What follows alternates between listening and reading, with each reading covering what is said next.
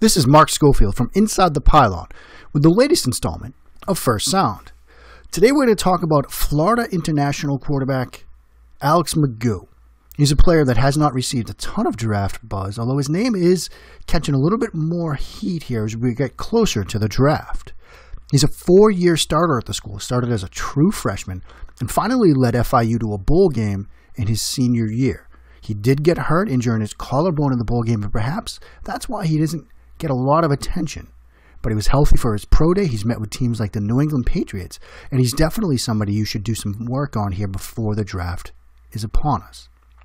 This is going to be the first of a few videos I'm going to do on him. Today we're going to talk about understanding coverages, we're going to talk about timing and rhythm in the passing game, and we're going to talk about ball placement.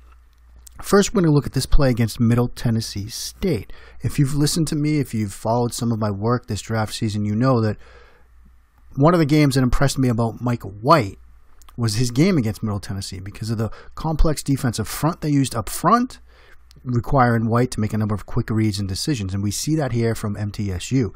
3-3-5, you've got blitz look here, this linebacker down, too high safety look.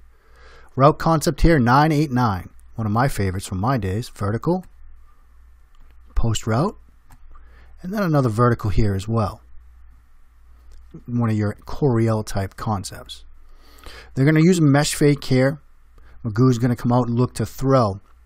What I love first off is how he sort of uses this post route to put this safety in a bind. This post route is going to look to split the safeties here once he confirms it's cover 2 coverage. Then he's going to look to throw this vertical route. Now what he does also need to be aware of is what this corner does.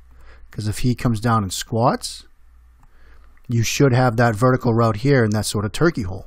But if he drops into more of a cover 4 look, then you're probably going to have to go elsewhere with the ball.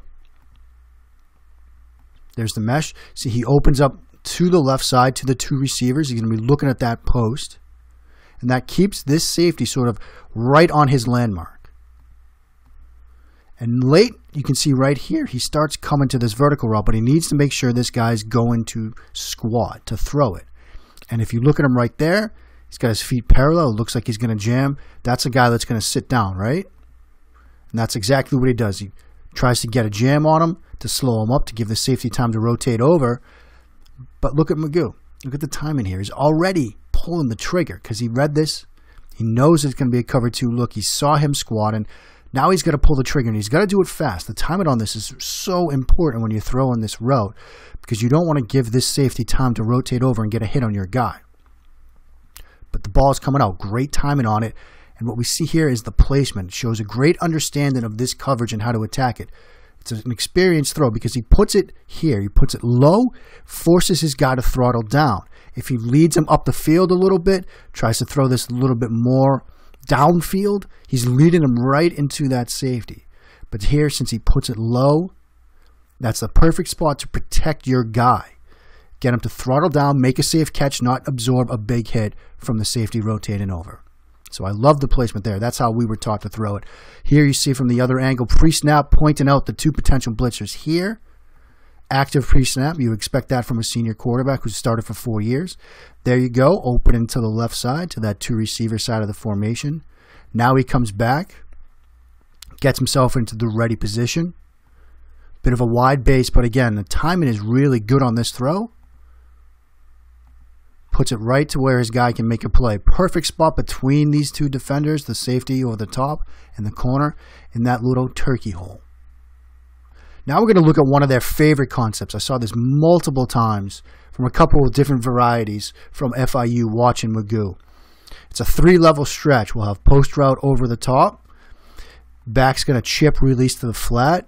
And then sometimes you'd see either this intermediate route be another out route from the same side, or here, going to get deep over route. So that gives you that sort of nice 3-level stretch here. And there's your third over the top. It's kind of like a Yankee concept, very similar, the way they've got it up here. But when the FIU uses it with an out route from this guy, it looks more like a flood or a sail. But it's a very nice concept. Similarly to the previous play, he's got to confirm coverage and make up his mind. You see 3 deep look here. Run fake freezes the free safety, and as McGough comes out of it, he sees him bailing. He sees this corner staying over the top of the post route, and he also can see on the backside little pattern match here with this corner staying on this route. Guys sort of underneath as well. So as McGough comes out of that mesh fake and looks downfield, he starts to see the back of the free safety, so he knows he's going to have 1 against 2 over the top. Don't want to throw that. But with these guys down in this corner trying to stay with this, that's now the route he knows he's going to throw. He just needs to make sure that he can get it over these guys and sort of place it right. See, he waits until the right moment to throw it, wants to make sure he can clear these guys and he has enough room. Starts pulling the trigger here. It's not the biggest window to throw because you have these guys underneath, but he is open, and I love the way he ends up placing this. This is the kind of throw I was waiting to see from Josh Allen. We see it here from McGough. Needing that sort of feel for the underneath defenders, that touch, that timing, that placement, but he drops it in just over the outstretched arms of the underneath linebacker, puts it towards the boundary where that trailing defender can't make a play on it. It's a perfect throw. You can't do it any better than that. Here's the end zone angle. Makes the fake, comes out, picks up safety right there. Again, he's bailing. There's your guy coming across. You know you've got him. Make sure where the underneath guys are. See it. Know you got to drop it over this guy, so you have to use a little bit of touch and feel. It's a perfect throw. You can't do it better than that. If Josh Allen was making throws like this, myself and others will be a lot more comfortable and a lot more confident in his transition. That's the stuff we were waiting to see from Allen, but we see it here. Just a beautiful throw. I want to run through it one more time. Just right over him, right on the money. I'm going to have some more stuff on McGough. You know, he's somebody to definitely keep an eye on as we get into this draft. Somebody to watch for on day 3. Some teams are really interested in him. He has some deficiencies to his game, which I'll talk about later, but definitely somebody to watch before your work is done. Thanks for watching this installment of First Sound. Reminder to check out all the videos over at InsideThePylon.com YouTube.com/InsideThePylon, as well as check out the Inside the Pylon Draft Guide, ITPDraftGuide.com.